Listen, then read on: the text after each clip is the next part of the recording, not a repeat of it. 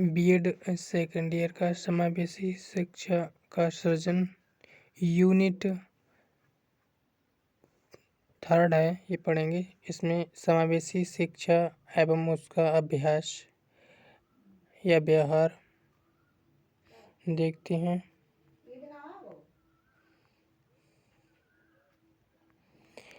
इसमें हम पढ़ेंगे समावेशी शिक्षा में विभिन्न प्रकार की अनुदेशात्मक अथवा सहायक सामग्री का वर्णन कीजिए। इसके उपयोग को विस्तार से समझाइए। समावेशी शिक्षा में विभिन्न प्रकार के सहायक साधनों का विस्तृत वर्णन कीजिए। इसमें उत्तर में देखते हैं, समावेशी शिक्षा में सहायक साधन। समावेशी शिक्षा में निम्नलिखित साधनों का प्रयोग किया जाता है। पदार्थ यानी कक्षा में हम फूल, पत्ती, बीज तथा थर्मामीटर आदि वस्तुओं को दिखाते हैं। ये वस्तुएं पदार्थ कहलाती हैं। इनके द्वारा विद्यार्थियों को इन वस्तुओं का वास्तविक तथा प्रत्यक्ष ज्ञान हो जाता है। पदार्थ समाजसेवी शिक्षा में सबसे उच्च कोटि के दृष्टि सहायक होते हैं। नमूने या प्रतिकृति यानी जो नमूने होते हैं या प्रतिकृति, कभी कभी कक्षा में संपूर्ण पदार्थ को नहीं दिखाया जा सकता। ऐसी स्थिति में केवल उसके नमूने को दिखाया जाता है। यदि कक्षा में विद्यार्थियों को आम के पेड़ के विषय में पढ़ाना है तो पूरा आम का पेड़ कक्षा में नहीं लाया जा सकता, परंतु आम की टहनी को कक्षा में नमूने के रूप में दिखाया जा सकता है। यदि फूलों के बारे में पढ़ाना है तो सरसों का फूल नमूने के रूप में दिखाकर विद्यार्थियों को फूलों के विभिन्न अंगों से परिचित कर सकते हैं। इसी प्रकार अनेक प्रकार के नमूने कक्षा में सहायक दृष्टि की भांति प्रयोग किए जा सकते हैं। नमूने का प्रयोग तभी करना चाहिए जबकि कक्षा में संपूर्ण पदार्थ का प्रयोग करना संभव हो। आगे इसमें देखते हैं प्रतिमान। आप इसमें स्क्रीनशॉट लेकर पढ़ लेना। आगे देखते हैं इम्पोर्टेंट आंसर। दृश्य श्रव्य सामग्री। फिल्म। समावेशी शिक्षा में फिल्म के द्वारा विद्यार्थियों को अधिक मात्रा में वैज्ञानिक ज्ञान तथा सूचनाएं दी जाती हैं फिल्म के द्वारा। और टेलीविज़न एक नवीनतम आविष्कार है। इसमें रेडियो तथा फिल्म के गुणों का मिश्रण है।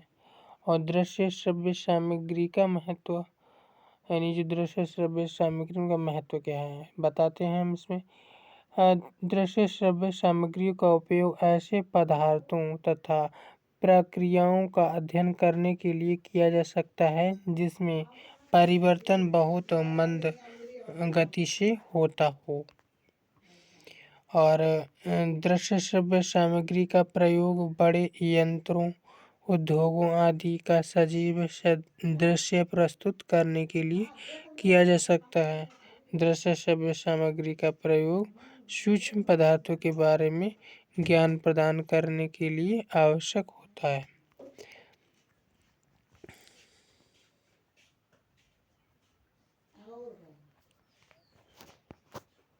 सहयोगी अधिगम क्या है, इसके विभिन्न पहलू कौन कौन से हैं, इसके महत्व पर प्रकाश डालिए।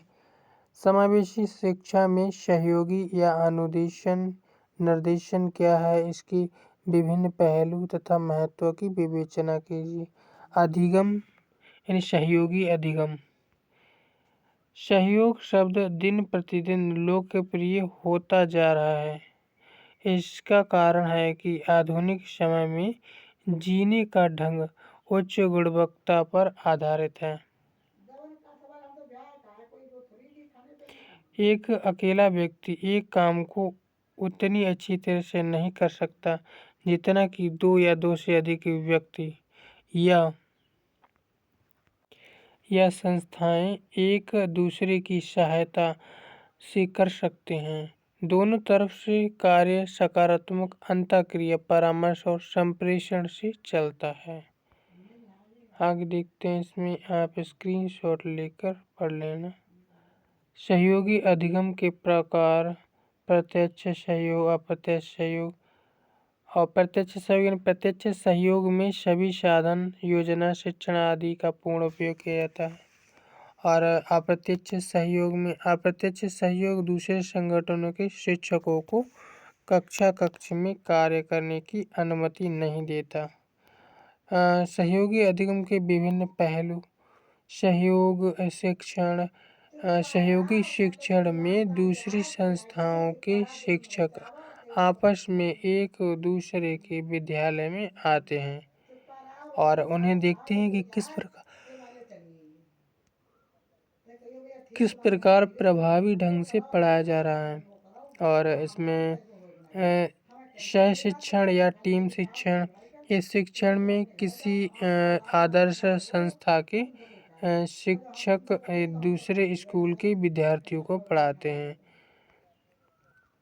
शिक्षक सहायता टीम, इसमें दूसरी संस्था के एक अध्यापक या अध्यापकों की टीम स्कूल में शिक्षक की कक्ष संबंधित समस्याओं के समाधान में सहायता करती हैं।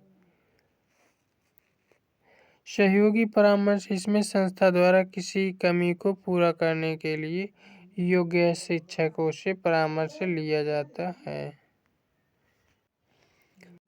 समस्तर सहयोग, इसके अंतर्गत संस्था का समस्तर समूह अध्यापक के निर्देशन में विद्यार्थियों की सहायता करता है।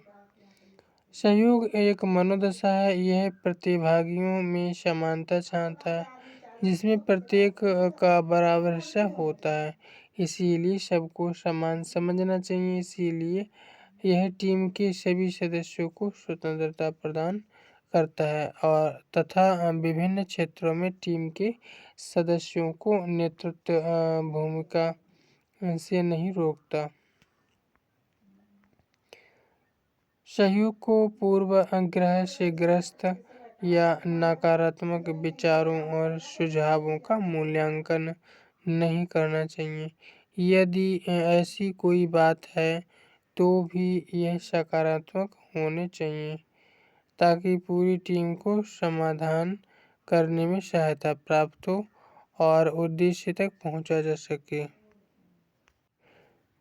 सहयोगी अधिगम का महत्व: इसमें विभिन्न संस्थाओं के शिक्षक आते हैं जहां वे सीखते हैं कि अपने उन्नति के लिए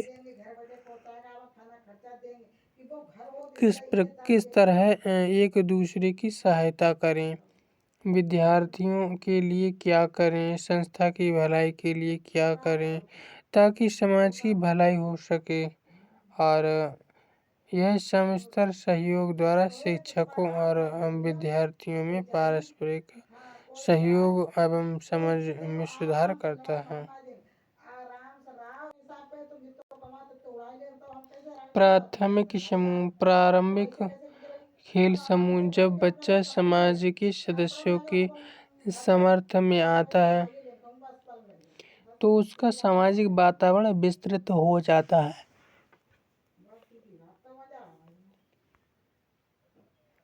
समाज या मोहल्ले में बाल्यकाल में अपने घर के आसपास के बच्चों के साथ बालक अपनी आयु के वर्ग के बच्चों से मित्रता करते हैं। दल या समूह सहयोग ग्रुप में प्रारंभिक खेल समूह के बाद दल अर्थात विरोधी पक्ष बालों का एक समूह या ग्रुप आता है। और गैंग, यह समूह युवावस्था में ही बनते हैं। यह ग्रुप बाल्यकाल के बाद बनते हैं। द्वितीय समूह, इसमें विभिन्न प्रकार के नवयुवक संगठन होते हैं।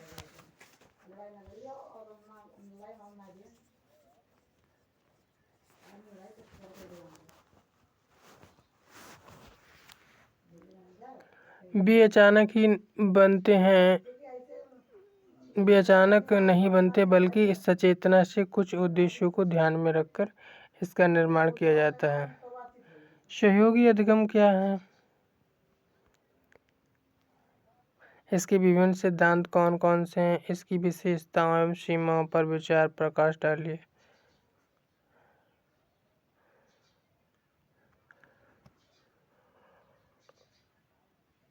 सहयोगी अधिगम पाठ्य सहगामी क्रियाओं के सिद्धांत।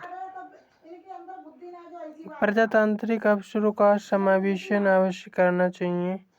पाठ्यक्रम सहगामी क्रियाओं में सभी छात्रों के भाग लेने में सुविधा तथा अवसर होने चाहिए। प्रत्येक छात्र को इसकी स्वतंत्रता होनी चाहिए। पाठ्य सहगामी क्रियाओं का महत्व बताइए।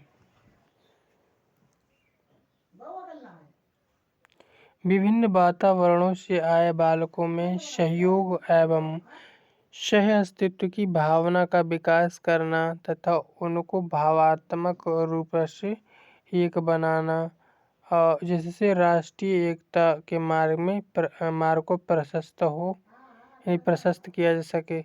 बालकों को अपने अवकाश का सदुपयोग करने के लिए तैयार करना। दृश्य श्रव्य सामग्री के 2 उदाहरण दीजिए। Television film.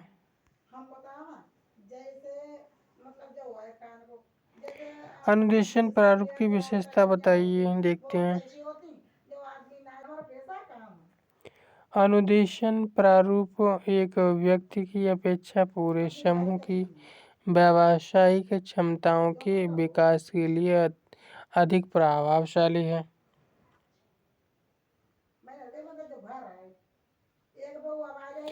दल शिक्षण का प्रयोग कब और कहाँ प्रारंभ हुआ? दल शिक्षण का प्रयोग सर्वप्रथम सन 1955 में संयुक्त राज्य अमेरिका के हार्वर्ड विश्वविद्यालय में हुआ। टोली शिक्षण के कोई 2 उद्देश्य बताइए। शिक्षकों के दल का अच्छा उपयोग करते हुए शिक्षण में सुधार करना। दल शिक्षण में शिक्षकों की विशेष योग्यताओं, रुचि, अनुदेशनात्मक कौशल, समय और ऊर्जा का उपयोग होता है। कंप्यूटर सहायक अनुदेशन का महत्व बताइए। कंप्यूटर सहायक अनुदेशन में अनेक प्रकार से छात्रों को अनुदेशन प्रदान किया जाता है। यह अनुदेशन व्यक्तिगत रूप से छात्रों की रुचि, क्षमता, अभिवृत्ति एवं उपलब्धि के आधार पर तैयार किया जाता है। स्व अधिगम क्या है? स्व अधिगम का आशय उस शिक्षण अधिगम प्रक्रिया से है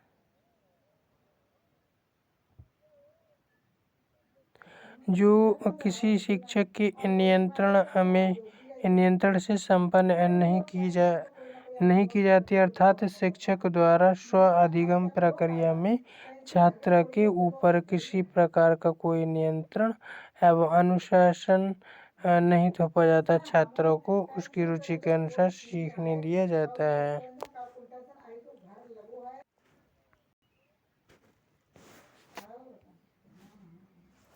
समकक्षी सहकर्मी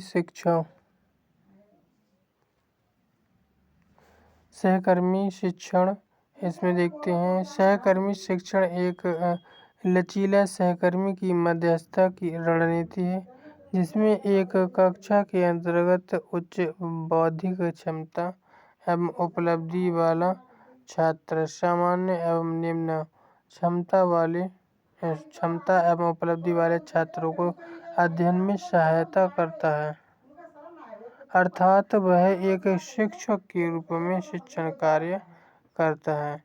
इसमें सहकर्मी शिक्षण हेतु अलग अलग छात्रों को चुना जा सकता है। यह उनकी विषय वस्तु संबंधी योग्यता पर निर्भर करता है। यह आवश्यक नहीं कि एक ही छात्र सभी विषय अथवा सभी प्रकरण में दक्ष हो। इस प्रकार अलग अलग समय में अलग अलग सहकर्मी शिक्षक विषय एवं प्रकार के अनुदेशन शिक्षण कार्य कर सकते हैं। इस प्रकार कहा जा सकता है कि एक कक्षा में से ही उन विशिष्ट एवं विषय पर अपना आधिपत्य रखने वाले छात्रों को चुना जाता है, जो कक्षा के अन्य छात्रों को शिक्षण कराकर उनकी अवधारणाओं को स्पष्ट करता है। सहकर्मी शिक्षण की विशेषताएं। यह उम्र, ग्रेड स्तर और विषय क्षेत्रों में एक व्यापक बोध अभ्यास है। सहकर्मी शिक्षण छात्रों को एक दूसरे से सहायता प्राप्त करने का अवसर प्रदान करता है। छोटे समूह में प्रतिक्रिया करने के लिए छात्र के अवसरों में वृद्धि करता है। और ये सहकर्मी शिक्षण शिक्षक एवं शिक्षार्थी के लिए शैक्षणिक एवं सामाजिक विकास को बढ़ावा देता है। छात्र की शैक्षिक कार्यों में संलग्नता को बढ़ावा देता है। सहकर्मी शिक्षण आत्मविश्वास एवं आत्म प्रभावशालिता में वृद्धि करता है। यह रणनीति एवं अनुसंधान के बारे में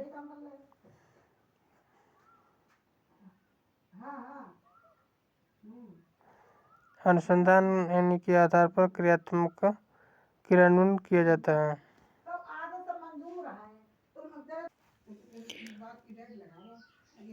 वेब आधारित सीखने का वर्णन कीजिए। वेब आधारित अधिगम। वेब आधारित सीखना इंटरनेट का विकास कंप्यूटर तकनीकी के क्षेत्र में एक महत्वपूर्ण पड़ाव है। देखा जाए तो यह कहा जा सकता है कि इंटरनेट के विकास के कारण ही आज कंप्यूटर तकनीकी का प्रयोग लगभग सभी क्षेत्रों में हो रहा है। इंटरनेट सेवाओं के अंतर्गत दो लोगों के मध्य सीधा संप्रेषण, ऑनलाइन कॉन्फ्रेंसिंग, सूचना संसाधनों का वितरण तथा अन्य सेवाएं आती हैं। आप इसे स्क्रीनशॉट लेकर पढ़ लेना इम्पोर्टेंट है। टेलनेट यह वह प्रणाली या प्रोटोकॉल है जिसके द्वारा स्थानीय कंप्यूटर को दूर स्थित कंप्यूटरों से जोड़ा जाता है।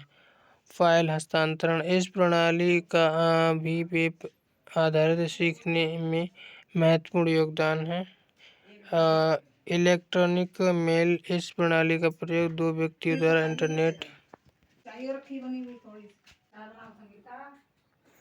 इंटरनेट पर आपस में विचार भेजने हेतु किया जाता है। ई अधिगम क्या है, संक्षेप में स्पष्ट कीजिए। ई अधिगम का अर्थ ई अधिगम शिक्षा का एक नवीन प्रत्यय है। इसके अंतर्गत इंटरनेट तकनीकी का उपयोग पाठ्य वस्तु के प्रस्तुतिकरण एवं संचार में किया जाता है। इस तकनीकी की सहायता से अधिगम के लिए समुचित वातावरण को शिक्षकों तथा छात्रों हेतु उत्पन्न किया जाता है। ई अधिगम जीवन पर्यंत चलने वाली प्रक्रिया को प्रोन्नत करती है। समाज तथा समुदाय को अधिगम सुविधा प्रदान करती है। ई अधिगम का अर्थ है ई अधिगम शिक्षा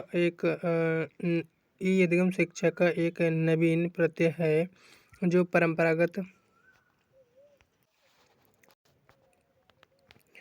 परंपरागत अधिगम से भिन्न प्रकार का है।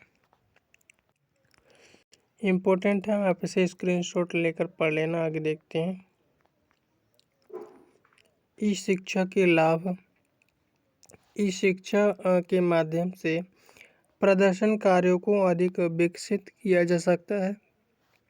अमेरिकी शिक्षा विभाग द्वारा किए गए 12 वर्षों के अनुसंधान के एक मेटा विश्लेषण से पता चलता है कि आमतौर पर प्रत्येक पाठ्यक्रमों का अनुसरण करके उच्चतर शिक्षा के लिए अध्ययन करने वाले छात्रों की तुलना में ऑनलाइन अध्ययन करने वाले छात्रों का प्रदर्शन काफ़ी बेहतर था।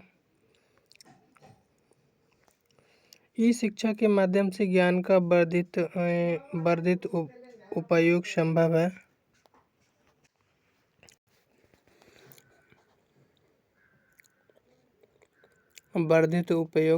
है।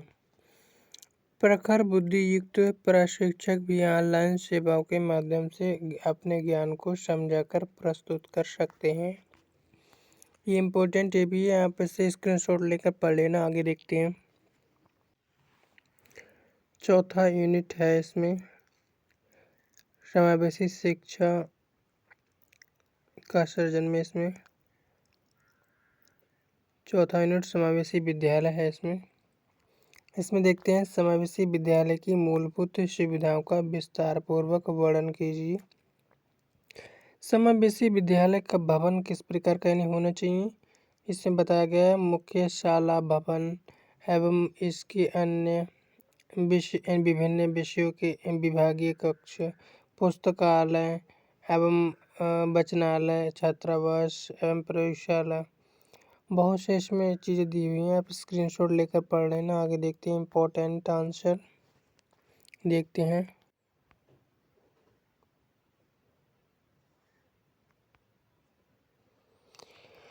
प्रबंधन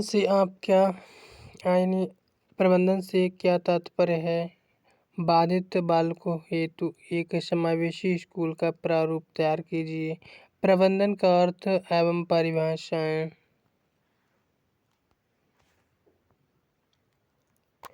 प्रबंधन एक व्यापक तथा जटिल प्रत्यय एवं विशेष क्रिया है। मानव समूहों तथा संस्थाओं के संचालन के लिए अर्थात विद्यालय के कर्मियों तथा विद्यालय संस्था के संचालन के लिए प्रबंधन का होना अत्यंत आवश्यक है। उद्योग तथा व्यापार के क्षेत्र में व्यवस्था की यह प्रक्रिया प्रबंधन कहलाती है। तो शिक्षा के क्षेत्र में यह प्रक्रिया प्रशासन कहलाती है। प्रशासन की प्रक्रिया में व्यक्ति अपने पद के अनुसार अपनी भूमिका का निर्वाह करता है। इसीलिए प्रबंधन तथा प्रशासन को समानार्थी कहा जाता है। प्रचलित अवस्था में प्रबंधन शब्द उद्योग तथा व्यवसाय के क्षेत्र में उपयोग किया जाता है। एक संगठन में कार्यरत व्यक्तियों के प्रत्ययों से निश्चित उद्देश्यों को प्राप्त करने के लिए नियोजन, निर्देशन एवं समन्वित करने को प्रबंधन कहते हैं।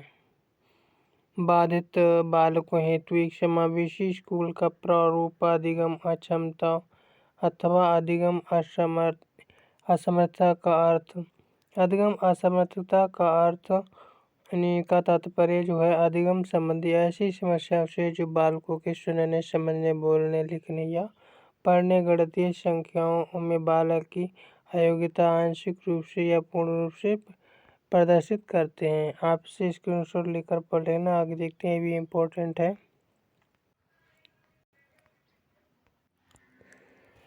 समावेशी विद्यालय का अर्थ बताइए।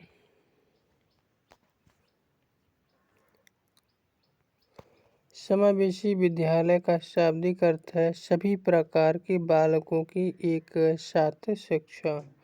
किसी समावेशी संस्थान का नाम लिखिए। ठाकुर हरि प्रसाद शोध एवं पुनर्वास मानसिक रूप से बाधित संस्थान हैदराबाद। स्कूल की कोई एक उचित परिभाषा लिखिए। जे.एम. रॉस ने एक परिभाषा दी है। स्कूल वे संस्थाएं हैं जिनको सभ्य मानव ने इस दृष्टि से स्थापित किया कि समाज में सुव्यवस्थित तथा योग्य सदस्यता के लिए बालकों की तैयारी में सहायता मिले। विद्यालय स्कूल का सौंदर्यकरण किस प्रकार किया जा सकता है? यानी विद्यालय का सौंदर्यकरण किस प्रकार किया जाता है, इसमें देखते हैं। विद्यालय भवन में एवं इसके आसपास वृक्षारोपण, दीवारों की सफ़ेद अथवा ऐसे रंगों से पुताई जो सादगी का प्रतीक हो। सफ़ेद रंग अधिक उपयुक्त रहता है। भवन के कमरों को सुंदर चार्ट एवं चित्रों से सजाना चाहिए। समुचित संस्थानों पर श्यामपट्ट, बुलेटिन बोर्ड, सूचना पट आदि लगाना समावेशी विद्यालय को शिक्षा का किस प्रकार का अभिकरण माना जाता है? औपचारिक अभिकरण माना जाता है। बालकों में सुचारू शारीरिक विकास के लिए समावेशी विद्यालय द्वारा क्या उपाय किए जाते हैं? बालकों के लिए खेल तथा व्यायाम की व्यवस्था की जाती है।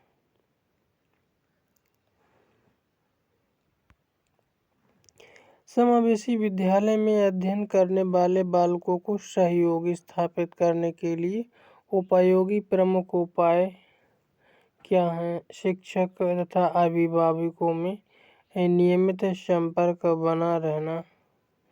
बालकों के दृष्टिकोण से घर तथा विद्यालय में क्या संबंध है? दोनों एक दूसरे की पूरक हैं। बालकों के दृष्टिकोण से घर तथा विद्यालय में सहयोग के प्रमुख उद्देश्य क्या है? सामान्य बालकों की भांति बालकों का सर्वांगीण विकास।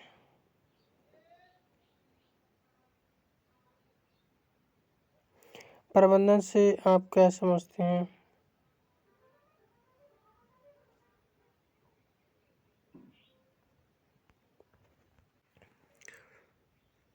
कक्षा प्रबंधन के घटक बताइए। कक्षा प्रबंधन के घटक लिखिए।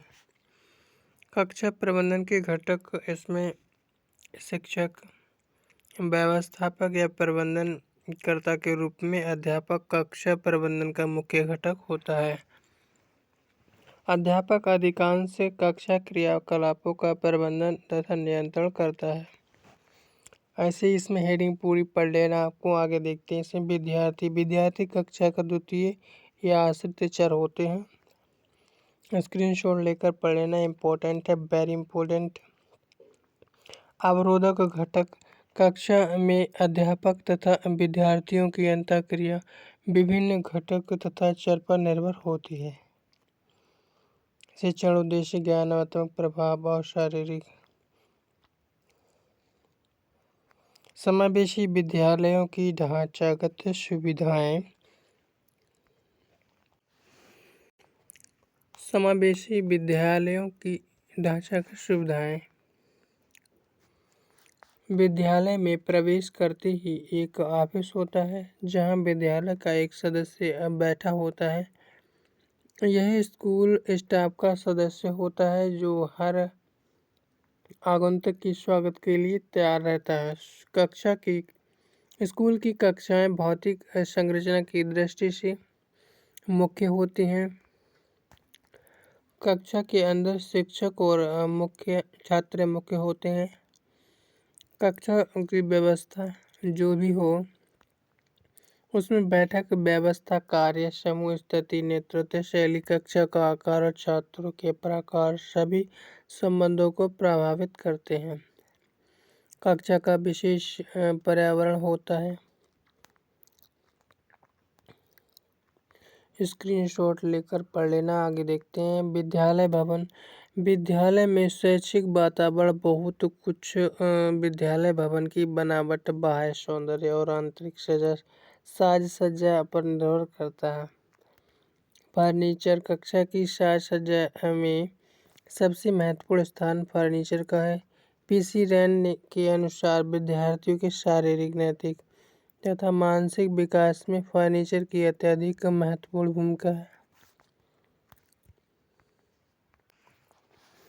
आधुनिक समय में समावेशी स्कूल या विद्यालय की भूमिका की संक्षिप्त विवेचना कीजिए। आधुनिक समय में समावेशी विद्यालय की भूमिका बताइए। आधुनिक समय में समावेशी स्कूल या विद्यालय की भूमिकाओं को निम्नलिखित बिंदु के आधार पर स्पष्ट किया जा सकता है। बालक के व्यक्तित्व का महत्व। परंपरागत स्कूल में बालक की अपेक्षा पाठ्य वस्तु को अधिक महत्व दिया जाता है। अतः इन स्कूलों में बालक की स्वतंत्र रुचियों, अभिरुचियों तथा कक्षा क्षमताओं एवं स्वतंत्र चिंतन का दमन करके उसके मस्तिष्क में पाठ्य वस्तु को बलपूर्वक ठूंसा जाता है। इसके विपरीत आधुनिक स्कूल में पाठ्य वस्तु की अपेक्षा बालक को अधिक महत्व दिया जाता है तथा उसके व्यक्तित्व का आदर किया जाता है। बालक को अधिक महत्व देने का तात्पर्य है कि उसकी आवश्यकताओं, रुचियों, क्षमताओं को ध्यान में रखते हुए उसकी जन्मजात शक्तियों तथा योग्यताओं को स्वतंत्रतापूर्वक विकसित करना। शिक्षा में क्रियाशीलता के सिद्धांत का महत्व। परंपरागत स्कूल में बालक को निष्क्रिय रूप से शिक्षित किया जाता है। इसके विपरीत आधुनिक स्कूल में बालक को क्रिया के आधार पर शिक्षा प्राप्त करने के लिए प्रोत्साहित किया जाता है। इस दृष्टि से आधुनिक स्कूल एक प्रयोगशाला है जहाँ पर बालक क्रिया के माध्यम से जो कुछ भी सीखता है वह अपने अनुभव द्वारा सीखता है। इम्पोर्टेंट है, स्क्रीनशॉट लेकर पढ़ लेना है। शिक्षा में व्यावहारिक ज्ञान पर बल।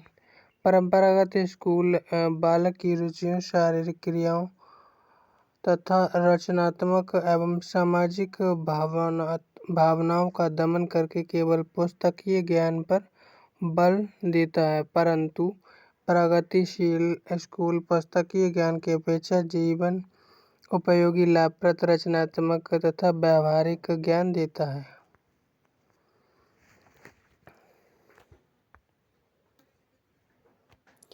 समावेशी विद्यालय भवन एवं सौंदर्य। विद्यालय वस्तुतः आदर्श संस्था होती है। यह जितनी अधिक सुंदर होगी उतना ही बालक इसके पर्यावरण रहने के लिए उत्सुक होंगे और प्राकृतिक सुंदर वातावरण सबसे अधिक उपयुक्त होता है।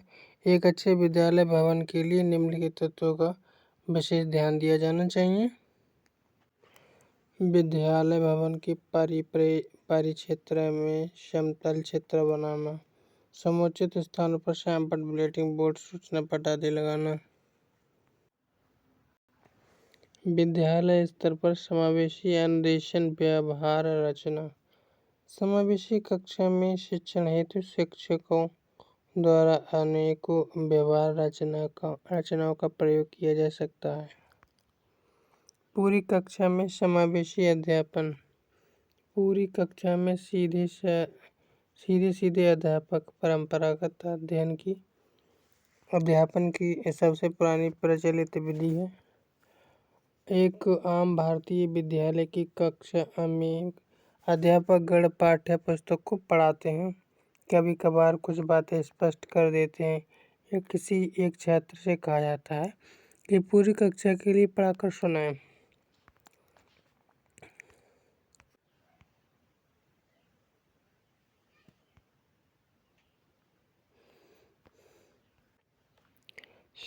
सहकारी, सहयोगी, अधिगम और साथ बैठने वाले समूह। इनमें छात्र साथ बैठते हैं। कामकाजी समूह, इसमें छात्र एक जैसे काम करते हैं। सहकारी समूह, इसमें छात्र अलग अलग मगर परस्पर जुड़े कार्य करते हैं। सहयोगी समूह, अध्यापक की प्रत्यक्ष भूमिका जिसमें कार्य का ढांचा वह स्वयं तैयार करता है। अप्रत्यक्ष भूमिका, इसमें अध्यापक केवल परिस्थितियां उत्पन्न करता है जिसके आधार पर छात्र स्वयं योजनाएं बनाकर कार्य करते हैं। संगी साथियों, हमजोली द्वारा अधिगम। एक समावेशी कक्षा में संग साथियों का अर्थ है साथ पढ़ने वाले छात्र अतः संगी साथी। अधिगम से तात्पर्य छात्रों द्वारा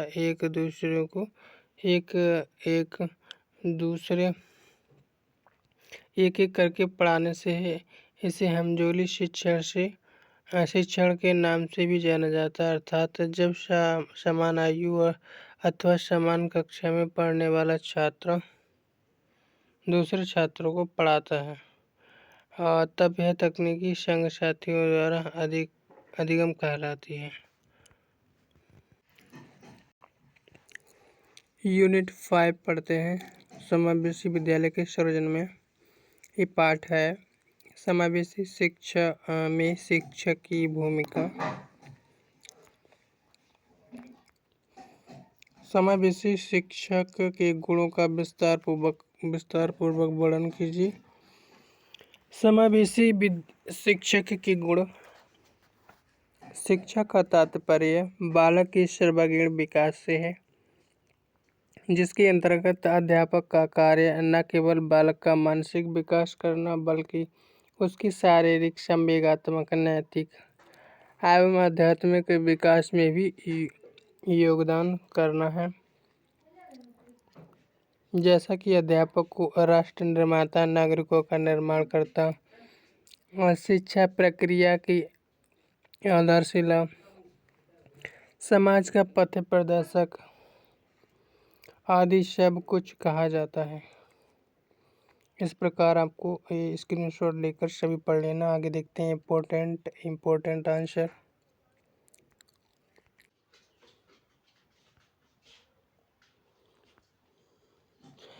कक्ष को सही आकार या रूप देने में समावेशी शिक्षक की भूमिका को स्पष्ट कीजिए।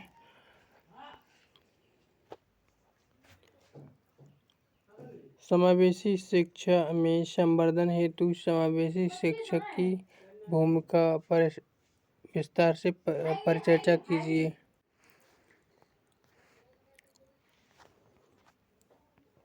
समावेशी शिक्षा में संवर्धन हेतु समावेशी शिक्षक की भूमिका पर विस्तार से परिचर्चा कीजिए। और इसमें आगे है एक प्रश्न 2021 में आया है। समावेशी शिक्षा में संवर्धन हेतु समावेशी शिक्षक की भूमिका की विवेचना कीजिए। कक्षों को सही आकार रूप देने में समावेशी शिक्षक की भूमिका। बच्चों में रुचि लेना। बच्चों में रुचि लेना। जिन मनुष्यों को बच्चों से प्यार होता है वह मनुष्य बच्चों की बातों पर क्रोधित होने की अपेक्षा उनके कामों को देखकर प्रसन्न होते हैं और उनकी समस्याओं को सहानुभूति से हल करते हैं। अपने व्यवहार द्वारा उनको यह सिद्ध करना चाहिए कि सचमुच ही वह बच्चों में रुचि लेता है, उनकी हर प्रकार की सहायता करने को तैयार रहता है और उनका शुभचिंतक है। इस प्रकार वह बच्चे के कार्यों के उद्देश्यों को जान सकता है। मनोविज्ञान की जानकारी। एक नेता के समान अध्यापक को मनोविज्ञान का साधारण ज्ञान व मनोविज्ञान का विशेष ज्ञान होना चाहिए, क्योंकि इस ज्ञान के द्वारा ही वह शिक्षा संबंधी मौलिक ढंगों के विषय में जान सकता है। इस प्रकार अध्यापक बच्चों के उद्देश्यों को जान सकता है। विधियों में निपुणता। यद्यपि शिक्षा देना एक कला ही समझी जाती है, फिर भी यह बात सत्य है कि कला का विकास विज्ञान के साधनों द्वारा ही हो सकता है। आगे देखते हैं। इसमें स्क्रीनशॉट लेकर पढ़ लेना है, इम्पोर्टेंट है। समयानुसार काम करना। अध्यापक प्रतिक्षण एक ऐसे विद्यार्थी के समूह से संबंधित होता है जो उससे केवल ज्ञान ही प्राप्त नहीं करते, अपितु आदतों, रुचियों और अध्यापकों के व्यक्तित्व के अन्य गुण का भी अनुकरण करते हैं। बच्चों की व्यक्तिगतता का सम्मान। अध्यापक को ध्यान रखना चाहिए कि वह एक विभिन्न प्रकार के पदार्थों को बनाने वाला कलाकार है। ऐसे पदार्थ जो जबरदस्ती ढाला नहीं जा सकता। शिक्षा प्रणाली में बालक का सहयोग प्राप्त करना बहुत महत्वपूर्ण है। सहयोग